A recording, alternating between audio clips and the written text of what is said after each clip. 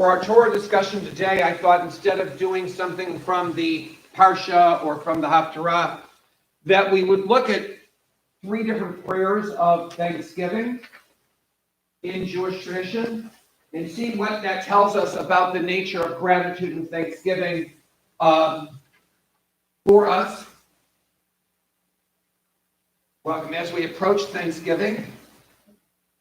And as we struggle, for some of us, to maybe find a whole heck of a lot to feel gratitude about when Israel's at war, when there are hostages,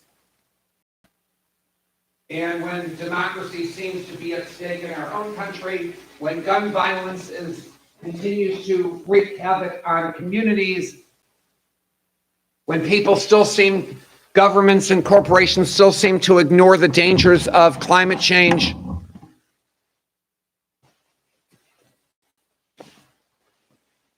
When the haves keep having a lot more and workers can hardly keep up to pay bills or to get appropriate medical care. So let's take a look. If you're at home, you should have been able to access the handout as you entered the space. So let's look at the first prayer. The first prayer says, Modeh, or if you identify as female, or if that's closer to your gender identity, Moda ani lefanecha melech chai v'kayam, shehechazarta bi nishmati bechemla rabba emunatecha. I thank you, living, enduring sovereign, for you have restored my soul to me in compassion for another day. Your faith in me is great. It's a beautiful prayer. I know we have some members who recite it every morning, and I love that you do that. That's beautiful. It is a part of a daily prayer. It's nice to even know that, to me, that we even have a prayer like that helps us to begin our morning with that. How specific is this prayer, do you think? Does this feel like a specific prayer for gratitude or very general? General. Even though it says, restore my soul, it still feels general to you. Okay? Anybody feel like it feels very specific? Oh, what? For you, it feels very specific. So it feels like very personal to me, that it is specific, not general, but very specific on having my relationship with God in some way. Beautiful. I love that way. Lois, your thought? Oh, beautiful, beautiful. I'm going to come back to you in a minute, Lois. Thank you. Phil? Oh, I thought I saw your hand. So, Lois, you recite this prayer a lot, so I assume you like the prayer. Why do you like this prayer?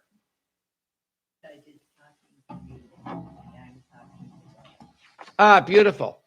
So it helps you with your conversation with God. I love that. Amazing. Thank you. Anybody else have something they like about this prayer, or alternatively something they would like to change or amend in this prayer? No thoughts? Okay. That you wish to share. The prayer is traditionally recited in the morning, but obviously you can say it at any time. Lois says it both morning and evening. She just told us. When do you think, can you think of a good time when besides maybe in the morning when you wake up or at night before you go to bed, when might be a good occasion to recite this prayer? Why? You're in the middle of the day and you keep going in the right direction. And sometimes the afternoon is when we really need to refocus. So in the morning, it helps us begin our day. And it's nice at the end of the day, before we go to bed, to say this. But Phil suggests we say it in the afternoon because sometimes we lose our focus on our goals, on our best self. We lose our way a little bit. Sometimes life catches up with us. And so sometimes it might be a good way to recharge or redirect our our focus on the positive and looking forward and doing the right thing. So I love that idea. Anybody else have an idea of when, if not generally specifically? Yes.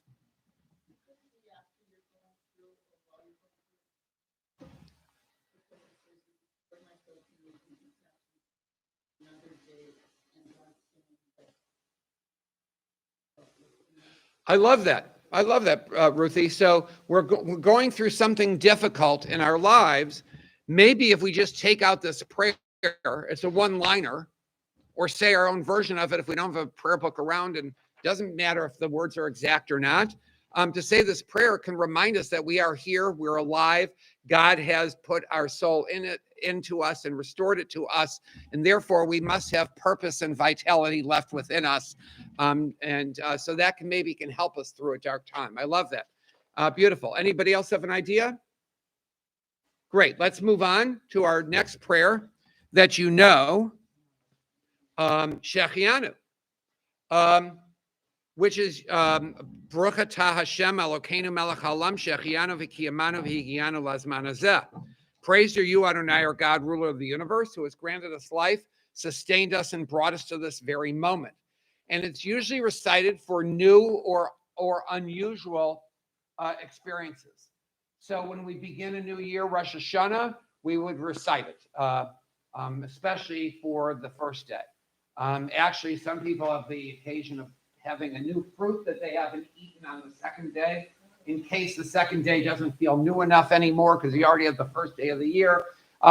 First night of Hanukkah, when we get there, the first night of Hanukkah, we recite it, but we don't recite it the other days of Hanukkah. We recite it the first night of Pesach, when we make Kiddush, and Shavuot and Sukkot. The first days of holidays, we recite it. It's often recited at Bar Mitzvah. Many, not everyone, recites it at a wedding. Any kind of new, good, unusual, not so often good experience, people recite Shechianu. And you can see that the word life is in there. Shechianu is from the word chai, for life, just like you had the word chai in the first prayer. Both specifically mention the word life, and that's, we're the people of L'chaim, of Zachrenu L'chaim, so Kotvenu B'Sefer HaChaim, all those things. So it's interesting that life is mentioned. Can you recall a time when you personally said this prayer? Recently or not so recently? I'm sure you all have said this prayer. It's almost impossible to live a year and forget to say this prayer. At family gatherings, yeah. In fact, sometimes people might even recite it at a birthday, particularly a significant one, a 70th birthday, or whatever, right? So, because Shechianu can be at some new or very different or specific or unique experience. Anybody else know of a time where they might have said it? Okay, so let me ask you, do we like this prayer? Yes. Why?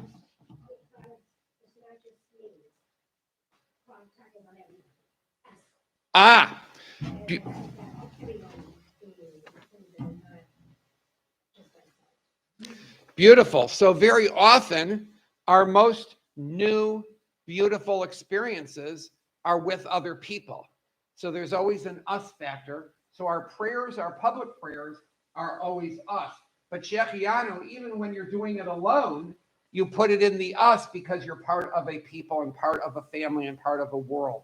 So I love that it's that you pointed out that it's us. In that us in there, you can see the us 4 times. Eloheinu, Shechianu, V'kiyamanu, V'higianu. Of course, Eloheinu is in most every prayer, but you still have 3, and 3 is the smallest number you can have and form a chain, right? So a chain of life, a continuity and circle of peoplehood and community and family and loved ones, and it's beautiful. I love that. The first prayer was in the singular. It's usually said when you wake up in the morning or before you really get going, before you leave the house, traditionally, or and Lois also does it at night when she's alone beautifully as well. And that one is very much in the singular, ani. This one is much in the plural. Thank you for highlighting that. Anybody else have a thought about this prayer that they'd like to share? Yes.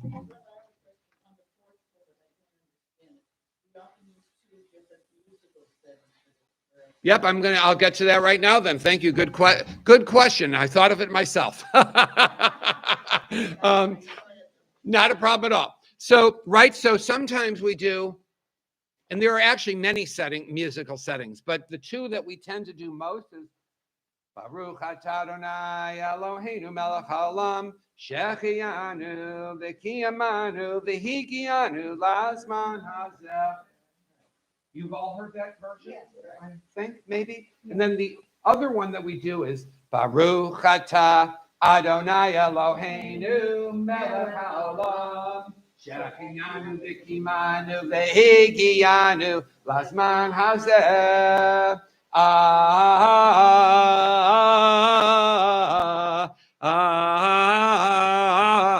Amen. So those are the two that you'll mostly hear in our congregation. There are many others, and some are even new versions are being written by cantors and other singers and songwriters of the Jewish people today. How are those two musical versions? What are they saying about the prayer? How does that music help us understand the prayer? They're very different from each other, right? One's more upbeat. So the upbeat one that we just said, the last one, right. What does it say about the prayer as opposed to the first one? Why is there two different versions that are so different melodically, tempo-wise? I guess one would be more solemn because we're doing the first night of Holy Day. So it's more subdued. Mm-hmm. And this one is more a gala. I mean, it's like you want to dance. Yeah, beautiful. So I like that. So sometimes when we do a Shechianu, it seems like there's something serious about the moment. So when you make Kiddush or you're doing at Kol Nidre, it might seem a little inappropriate to do the faster version, the more upbeat version. Maybe the more shorter, more serious version maybe is called for, and other times the Shechianu, we just wonderfulness, and therefore a more upbeat version. More spiritual to you, and the second one is more frolicky. Well, beautiful. That's not the right word, but whatever. It works, right? And that first one being more spiritual, it almost feels like maybe it's more inner and more intense, whereas the other one feels more communal and more, relational, maybe musically. The first one is like you're doing it just for you. And the last one is, like you said, everybody joining you. Yeah. You almost never hear the latter one where somebody's singing it alone. Right. The first one, somebody might sing it and everybody says amen. Sometimes they'll join, sometimes they not, but it's never feels like a joint thing. It's almost like you're joining somebody who's actually doing it. Whereas the latter, we all sort of all do it together. Yeah, Lois.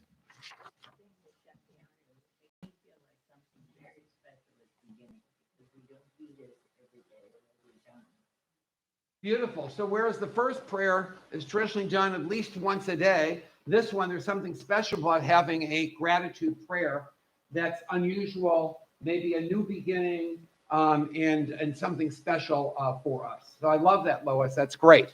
Yes. Anybody else have a thought on the Shechianu? So now let's look at a third prayer of thanks in our tradition. On the back side, that is Birkat Gomel. And it is a two-step prayer. It is somebody who survived a potentially dangerous or unsettling experience, and they recite Baruch atah Adonai Eloheinu melech haolam hagomel l'chayavim tovot sheg melani kol tov. We praise you, O God, who shows goodness to us beyond our merits and who has just recently bestowed favor upon me.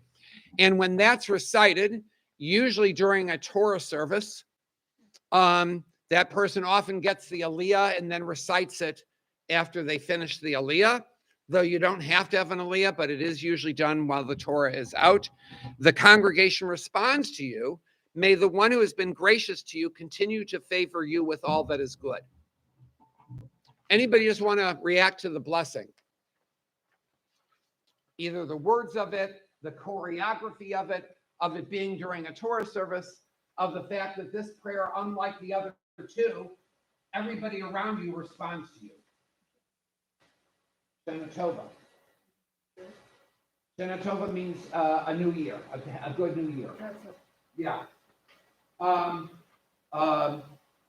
And we actually do Birkat Gomel on Yom Kippur for anyone that remembers having an unsettling experience or was hospitalized or whatever during the year and didn't have the chance to come and say Birkat Gomel. It's always a powerful moment for me because every year it's almost everyone who has remembered some sort of experience, well over half every year of the congregation. I'm just glad that we haven't had to have that. Yeah, it's been a long time actually since someone has recited. That's my thankfulness. Yeah. If you're home, by the way, you're welcome to put into the chat, for those of you who are there, your thoughts on any of these prayers, whether it is the Modeh Ani, the Shechianu, or the Birkat Gomel. And do you have a comment that you're wanting to share? The goal for Shechianu was if I could lose the motivation, really more personal than and then a call and response. That he thought the Shechianu was more personal than communal for him? Yeah. Beautiful. And that he liked the call and response idea of Birkat HaGomel? Okay, thank you. I'm not trying to interpret it. I'm just trying to understand. So, yeah. Anybody else have a thought about the Birkat HaGomel? I think I'm trying to understand that. Yep, please. Adonai, our God, ruler of the universe, who shows goodness to us beyond our merits, which presumes we are our lowliness, or our weakness, or our whatever we have succumbed to if we're sick or hospitalized,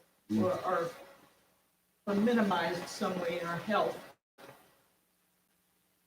Who has just recently bestowed favor upon us. Mm-hmm. Well, this makes me think that in my lowliness, I am open to God's strength and will, which I can't muster on my own. All I can do is think of God, think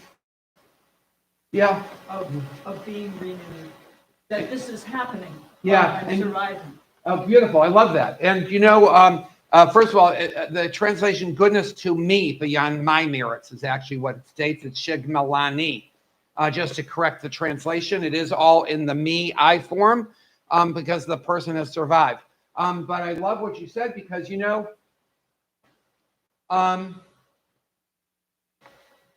is go ahead. Somebody is lying there with half of somebody else's house on top of them, and they don't know if they're being noticed. Yeah. But God knows that they're there. Well, I love that. Yes. We have to trust, because that's why we're here. I think we have to trust. We have to trust God. Yes. Having trust can be an issue for many people for all kinds of valid reasons, but trust is so important for our thriving in the world. Trust in God, trust in our significant others, trust in our community, trust in etc. Right? You name it.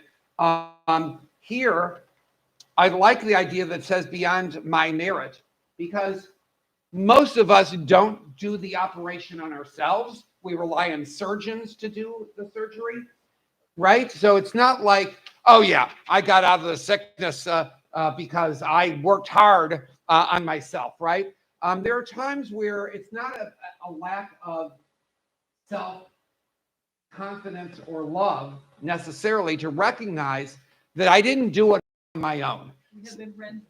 Right? Sometimes people helped us, nurses and doctors, or somebody who helped me out of the car after an accident, right? And helped keep me going, or whoever it is. In fact, I mean, this is really about dangerous experience or health or whatever. But when you think about it in life, most nobody really makes it all on their own. We have parents who raise us and teachers who train us and colleagues who help us and colleges which inform us, et cetera, et cetera. We have people who work for us, or with us, around us, who are collegial and helpful. They are peers who raise us up. Nobody really lives on an island, so the idea that we didn't do it all on our own is just really important. It's part of Hakarat Tov, of Thanksgiving in Judaism, and I'm glad it's sort of built into this particular prayer. Bill? We seem to be focusing on physical. We also need to focus on emotional.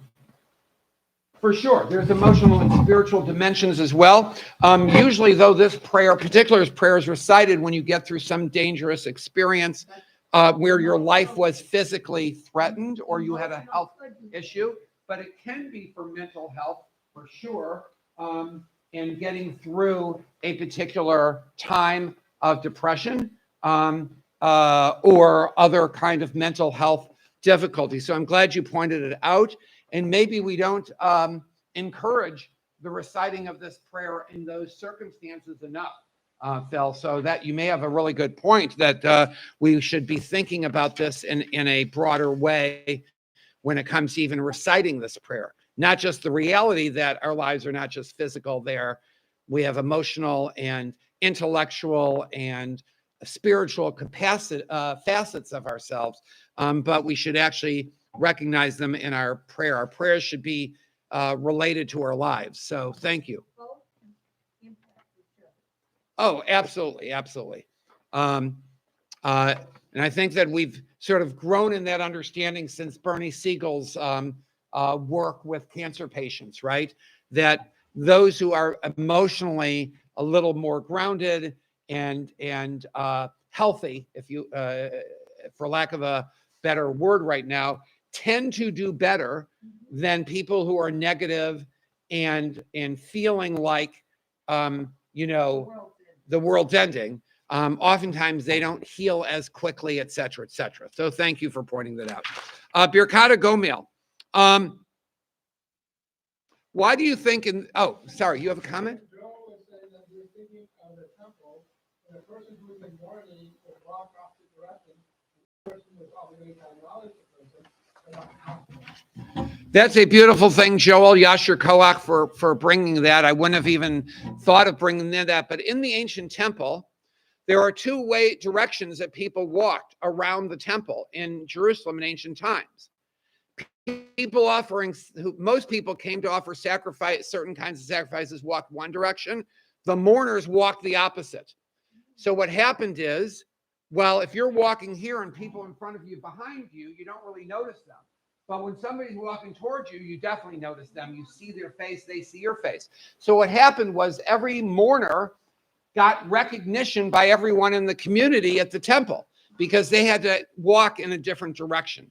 So he was thinking that the congregation responding in the Birkat Gomel in some ways was a recognition that, oh my God, you have been through something and we remain with you at your side even beyond that point, right? So I love that that there is that recognition. You don't necessarily need recognition when you wake up in the morning and say, I'm so glad you restored my soul and I'm alive today and I'm ready to go out and get the most out of life today.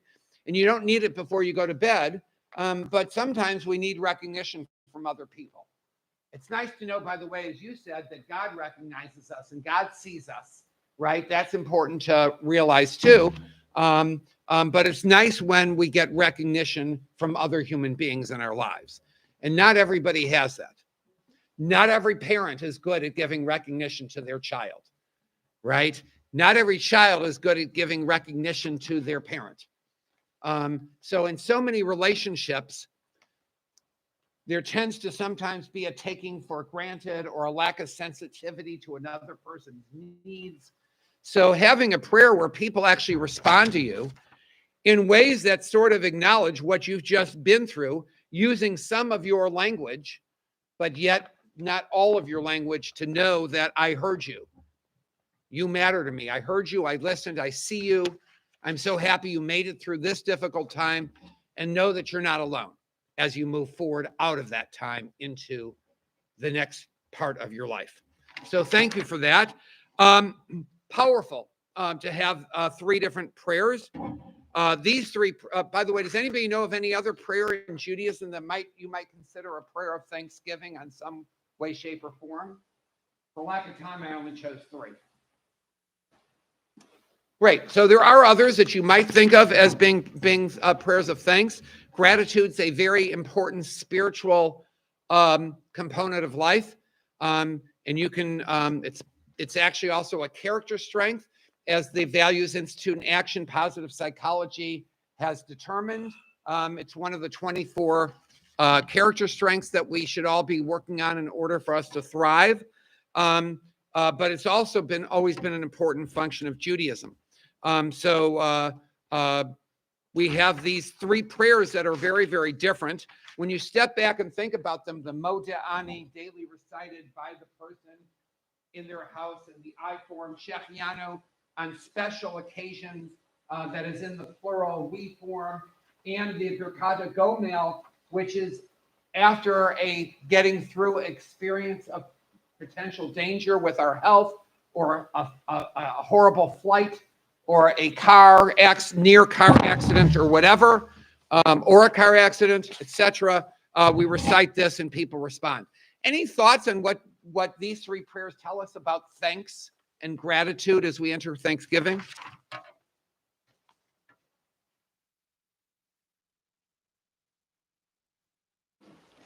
Oh, Brenda, I didn't see you. I'm sorry. If we ever in Thanksgiving, my life may not be as full as it once was, but I am thankful because I still am surrounded by love, and I know that. And it comes from multiple sources. Like I say, it may not be what it once was, but that doesn't mean that it isn't there. Mm-hmm. Beautiful. I love that. Sometimes the circumstances of our lives change. Many of us have lost a spouse, for example. But we have to realize that we still have other people who love us and care about us, and that want us to give our love that we have to offer, and are willing recipients of that. So sometimes, while circumstances change, there's still a lot of life and love to enjoy, to be had in life. And we should be leaning towards getting that, rather than to thinking about our losses only, but realizing what the potential to get out of the next phase of our life. So thank you for that reminder. Yes. I'm just really looking forward to Thanksgiving, see my 2 great-grandsons, and living long enough for that. Mm-hmm. Hopefully, I'll live long enough to see our mitzvah. Alavai. And that my family will all be together, and that is something we haven't been able to do that much, because everybody's going in so many different directions. To have everybody together is the most important thing to me. Thanks. What else are we looking forward to, anyone, in Thanksgiving this year? Anything particular that you're hoping for, looking forward to? Yes. This is the first Thanksgiving our family will be back together again since the COVID. Wow. Wow. How lovely. Beautiful. I can't wait to hear about it, Lois. Yeah. Yeah, I will. Yes, absolutely. I'm looking forward. Steve and I are looking forward to having Thanksgiving with our son. We're so grateful that he actually lives only about 25 minutes from us now. It was very difficult when he lived hours away. And we're glad that we can see him more. So that's one of the things we're looking forward to this Thanksgiving. In fact, we were invited by friends, and it would have been really lovely and great, but we actually said we don't want to do that. We want to make sure that we have Thanksgiving Day just as a family day with Evan. So we're really excited about that.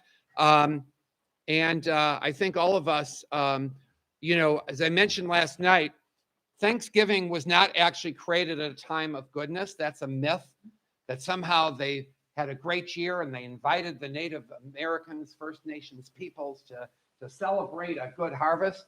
It actually came in the midst of a horrible time. It wasn't in the fall. It was actually, July 30th, 1623.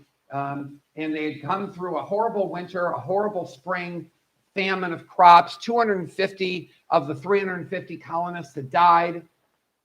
They had just had a war with the Native Americans, actually. And what did they do? They decided that they would make Thanksgiving, that there still was life. Where there's life, there's hope.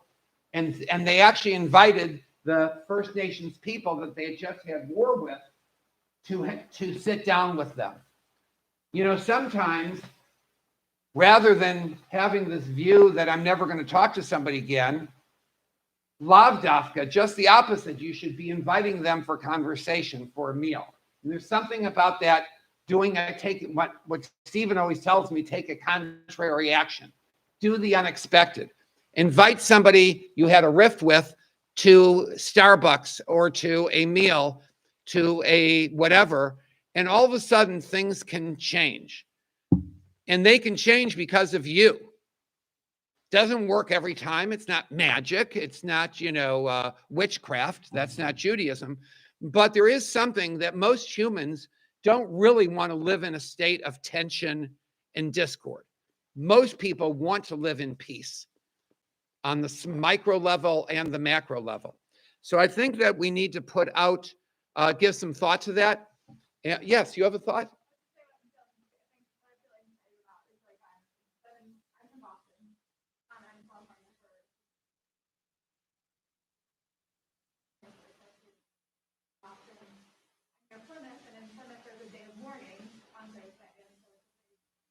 A big gathering led by Native people in that land, and then the big people small. So they call it the ceremony honoring and a day of grief. And so for me to be here, I'm just like, too much people want to learn more about this land. Yeah, and that's really important thing. I know at the high school that I worked, De Toledo, a Jewish high school, was actually at the intersection of territorial boundaries of 3 different First Nations peoples. And we really tried hard to honor that in ways that we could. In some cases, there may not even be those peoples, right? Some of them have actually been wiped out in this hemisphere. And so it's a good reminder that while we'll indulge in whatever Thanksgiving for ourselves and our communities, for First Nations people, there's still some sadness and grief and bitterness over what Europeans did to their country and to their land and to their peoples and to their cultures and to their land, right? And how do we navigate that to move forward? How do we sit down with our fellow Americans who are First Nations to talk with them and be with them and comfort them and to help them thrive again?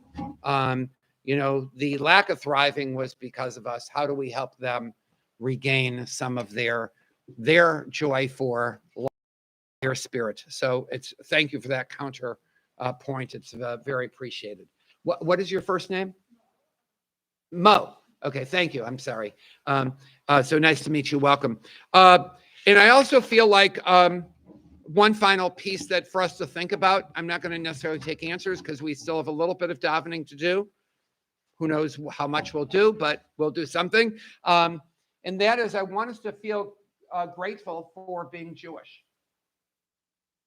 There's a lot of people who want to destroy our confidence in ourselves and our like of ourselves as Jews. There's so much anti-Semitism that's been rising exponentially, as ADL and others have shown. A lot of the anti-Semitism started coming out of the woodwork at Charlottesville, which is about 7 years ago or something, 6, 7 years ago. I don't remember exactly right now. I thought it was 2016, but I could be wrong.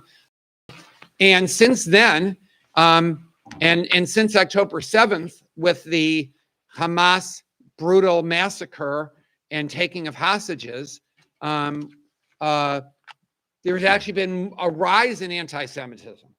you would think that when terrorists attack you, that there might be some sympathy. There has been some, and we shouldn't discount those who have spoken powerfully to say that hostages need to be returned and that Israel has a right not just to defend itself, but they don't need to live with terrorists on their border whose charter wants their elimination and the elimination of all Jews. And in fact, one of the first things Hamas did after attacking the kibbutzim and the people at a music festival was to put out a missive call for jihad to kill all Jews around the world. And many people at there have made anti-Semitic comments, including Elon Musk on his social media platform, and many others. You can hear shouts at certain rallies of death to the Jews. Different Jewish organizations have received communications, including synagogues and community centers, etc. And of course, what they would like most is for us to disappear. And you are, and I, sometimes feed into that by not being as proud of our Jewishness as we might, and feeling like we have to hide it. I know many immigrants who came from Eastern Europe hid their Jewishness. Those calls in Yiddish of Shach stil shanda von de Goyim, right? It's an embarrassment to be Jewish publicly, I think is something that we need to struggle against. I'm not asking anyone to do something that's unsafe, and if you feel unsafe wearing a mezuzah in certain places publicly, don't wear the mezuzah, don't wear a kippah, don't wear an identifier. But if you do, I try to wear my ribbon to support the hostages and Israel. My blue ribbon, you're welcome to take one and decide when and where you want to wear it. But on the other hand, when I travel, Stephen really does not want me to wear my kippah. He is worried that one crazy person is going to attack me, and not without reason. But even if we don't wear a kippah or a blue ribbon or some other identifier, an Israel shirt that we got on a kibbutz or something with Hebrew, there are many ways to live out our Jewishness proudly and not to let it take a back seat. We can light Shabbat candles. We can come to shul. We can make sure that our Hanukkah is joyful this year and find ways to expand what we normally do, not just by eating an extra donut. In any event, I'm going to leave you with thoughts of how your Thanksgiving, how meaningful it can be for you in your personal life, in your Jewish life, your spiritual life, and how you might keep that going through Hanukkah, which comes shortly in a couple of weeks, and then throughout the new calendar year 2024. I'm wishing all of you a meaningful and blessed Thanksgiving. And with that, we're going to actually do a Thanksgiving